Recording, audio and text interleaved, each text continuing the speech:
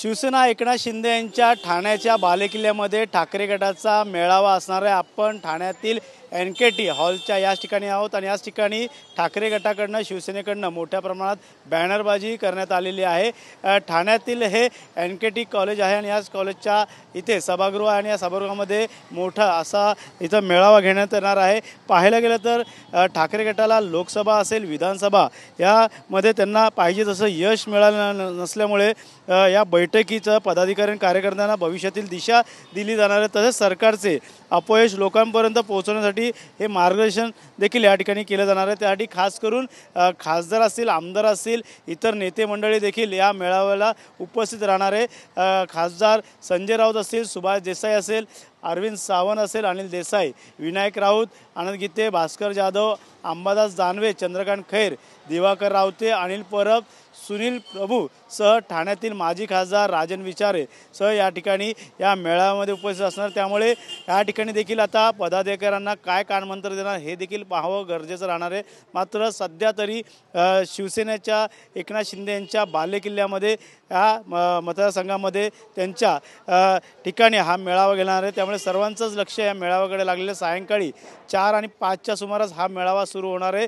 त्या अगोदर ते ठाण्यातील स्वर्गीय नेते आनंद देगे यांच्या पुतळ्यास तिथं पुष्पहार अर्पण करून ते थेट या मेळाव्याच्या ठिकाणी येणार आहे। त्यानंतर हा मेळावा सुरू होणार आहे। त्यामुळे पाहायला गेलं तर येणाऱ्या महानगरपालिकेच्या निवडणुका बघता यामध्ये देखील कशा प्रकारे ठाकरे गट आपली ताकद मजबूत करतो हे देखील पाहणं गरजेचं राहणार आहे। मात्र सध्या तरी ठाण्यातील 4ही विधानसभा असेल या कल्याण ग्रामीण भाग असेल या ठिकाणी देखील मतदारसंघामध्ये लोकसभा आणि विधानसभेच्या वेळेस पाहिजे तसं यश न मिळाल्यामुळे या ठिकाणचे आमदार असतील खासदार असेल हे पराभूत झाले होते। त्यामुळे नक्कीच कोकण पट्ट्यातील असेल, मराठवाडा असेल, मुंबईतील असे अनेक दिग्गज ठाकरे गटाचे नेते या मेळाव्याला उपस्थित असणार आहे।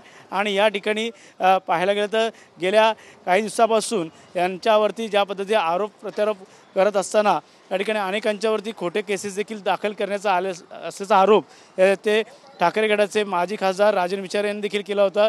त्यामुळे ठाणे महानगरपालिका असेल, कल्याण डोंबिवली असेल, मुंबई महानगरपालिका असेल या मोठ्या महानगरपालिकेकडे देखील कशाप्रकारे जास्तीत जास्त नगरसेवक हे येणाऱ्या काळात येतील याचा देखील आढावा घेतला जाणार आहे। त्यामुळे नक्कीच लोकसभा आणि विधानसभाच्या या अपयशानंतर आता ठाण्यात देखील आता मजबूतीकरणाला सुरुवात झाली आहे। महाराष्ट्राचा दौरा असणार आहे त्याची सुरुवात ही ठाण्यातनं करणार आहे। त्यामुळे संध्याकाळचा मेळाव्यामध्ये काय कानमंत्र हे बडे नेते देणार हे देखील आता पाहणं गरजेचं राहणार आहे। त्यामुळे अथर्वसह गणेश सुराट, TV9 मराठी, ठाणे।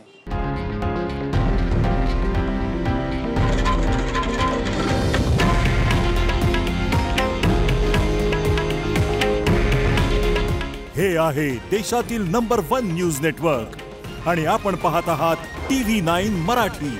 काळजी तुमची, हित महाराष्ट्राचं।